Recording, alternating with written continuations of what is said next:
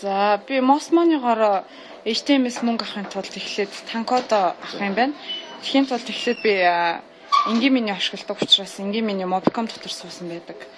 Тэгээд Mosmony руугаа ороод тэгээд энэ зэкснүүд гарч ирэнгүүтэл нь энэ чи танкод авах гээд байгаа.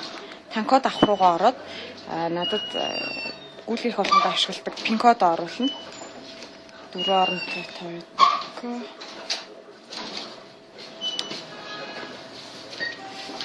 Яа ингээд танкод ирчлээ одоо. HTMS мөнгө аваа. 80 тий.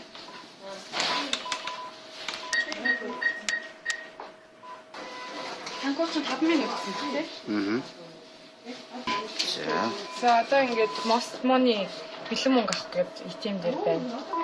Бэлэн мөнгө авах гээд өөрийнхөө би утасны дугаарыг оруулна.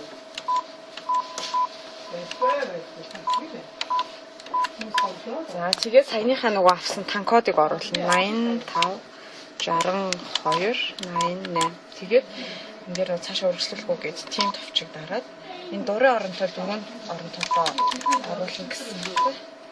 За ингээд авах мөнгөнд дөнгөө оруулчихсан 5000 гэж. Тэгээд яг ингээд цаашаа ATM-с мөнгө авахтай адилхан юм шиг байна. Энэ шимтгэл 100 төгрөг гэдэг юм лээ. Баримт авахгүй болчих.